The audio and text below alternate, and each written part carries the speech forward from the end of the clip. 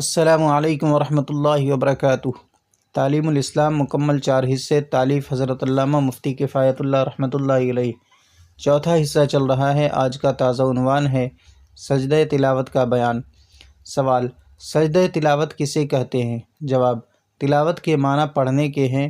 قرآن شریف میں چند مقام ایسے ہیں جن کے پڑھنے یا کسی کو پڑھتے ہوئے سننے سے سجدہ کرنا واجب ہو جاتا ہے، اسے سجدہ تلاوت کہتے ہیں۔ سوال: وہ کتنے مقام ہیں جن کو پڑھنے یا سننے سے سجدہ کرنا پڑتا ہے؟ جواب: تمام قرآن میں 14 مقام ہیں جن کو 14 سجدے بھی کہتے ہیں۔ سوال: اگر نماز کے بعد سجدے کی آیت پڑھے تو کس وقت اور کس طرح سجدہ کرے؟ جواب: بہتر تو یہی ہے کہ جس وقت سجدے کی آیت پڑھی ہے اسی وقت سجدہ کر لے، لیکن اگر اس وقت نہ کیا جب بھی گناہ نہیں، ہاں زیادہ تاخیر کرنا مکروہ ہے۔ نماز سے باہر سجدہ کرنے کا طریقہ یہ ہے کہ کھڑے ہو کر تکبیر کہتا ہوا سجدہ کرے اور پھر تکبیر کہتا ہوا اٹھ کھڑا ہو، لیکن اگر بیٹھے ہی سے سجدے میں گیا اور سجدے سے اٹھ کر بیٹھ گیا جب بھی سجدہ ادا ہو گیا۔ سوال: سجدہ تلاوت کرنے کے لیے کیا شرائط ہیں؟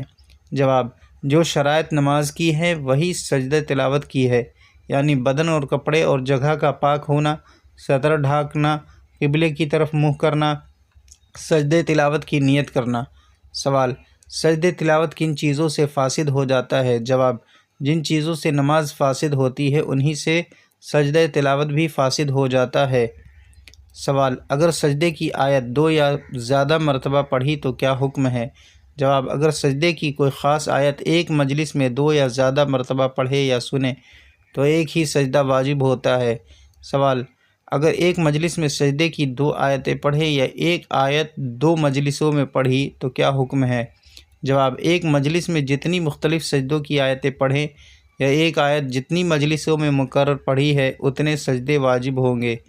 سوال: اگر کوئی شخص قرآن شریف کی تلاوت کرتے وقت آگے پیچھے سے پڑھ لے اور صرف آیت سجدہ چھوڑ دے تو کیسا ہے؟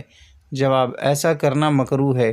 سوال: اگر تلاوت کرنے والا ایسی جگہ تلاوت کر رہا ہے کہ وہاں اور لوگ بھی بیٹھے ہیں تو وہ سجدے کی آیت آہستہ پڑھ لے کہ اور لوگ نہ سنیں تو کیسا ہے؟ جواب: جائز ہے، بلکہ بہتر یہی ہے کہ آہستہ پڑھے۔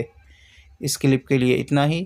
جزاکم اللہ خیر الجزا، والسلام علیکم ورحمۃ اللہ وبرکاتہ۔